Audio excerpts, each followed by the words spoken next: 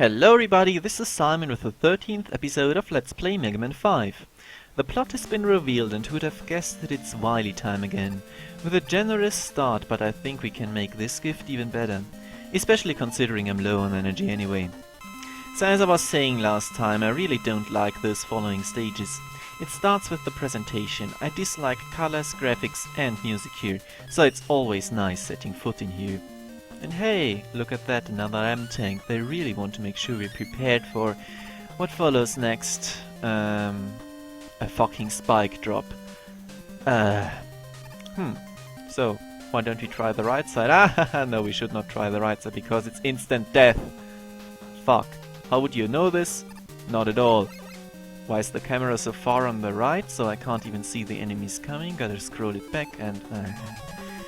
Yeah, this doesn't start out well at all, and it will continue to be not atrociously bad or anything, but just level design that's so far subpar in comparison to what we've seen before.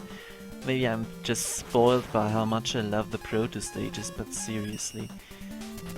This room is really full of enemies and I tend to get hit there until I realize that, okay, some points I can use a special weapon that's really just good. However, most of the enemies here are highly resistant to gyro attack, as the cannons for example, and those guys here too, they will take 3 shots, so it's napalm bomb's time to shine. This corridor is really hard, by the way, because you really have to make sure you do not jump too high, and this guy here is an asshole, because if you go back after you killed him with the buster to avoid his shot, you will always have respawn. You can see this in the old video and oh god. Not doing this shit seriously. Come the fuck on, Capcom. Do you have to use Rush Coil again? By now I should know how this goes.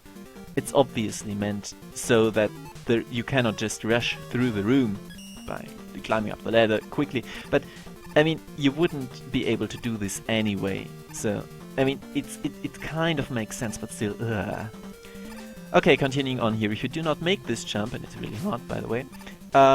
Then this bottom section here might get you. It's kind of a tough platforming challenge, though it does have a few things going for it that make it not that hard. It's not like the hardest room in the game, we've seen that in Proto 2. I highly recommend using Rush Chat or Super Air to skip it if you feel... Oh god. Oh, I'm getting the fuck out of here. I can't. So, seriously, everybody loved Dustman, right?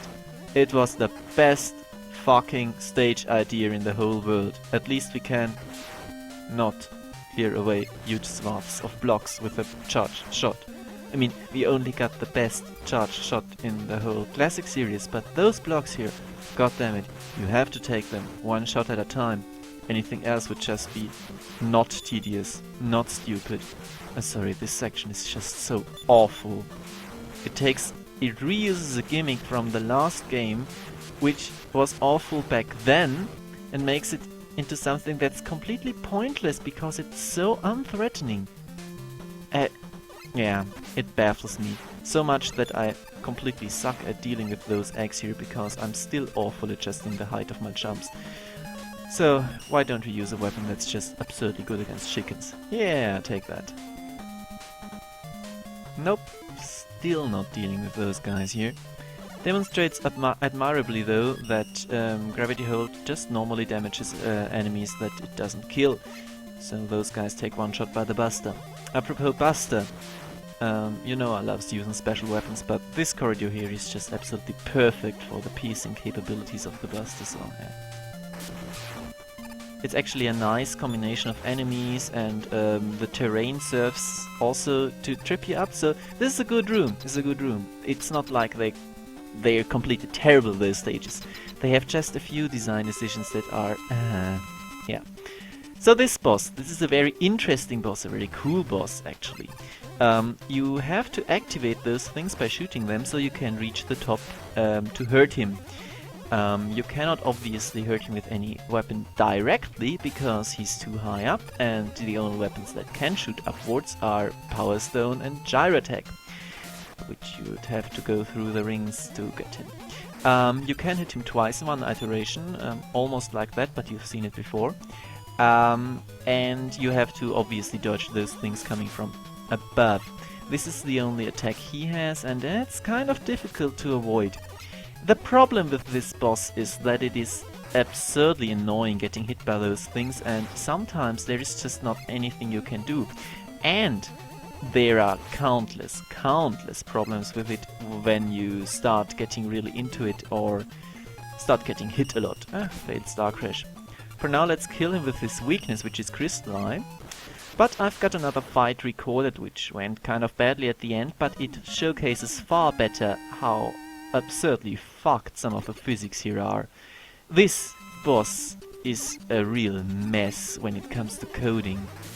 So things start out innocently enough with a nice double hit at the start, and yeah, getting hit, but it doesn't matter, I mean on the head and anything. Using the Buster to get rid of both of those is...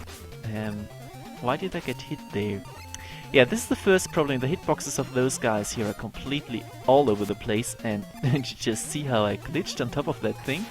It's kind of nice that the game lets you do that, because, I mean, it's a failsafe, so to say, but it's sloppy as hell looking, and, yeah.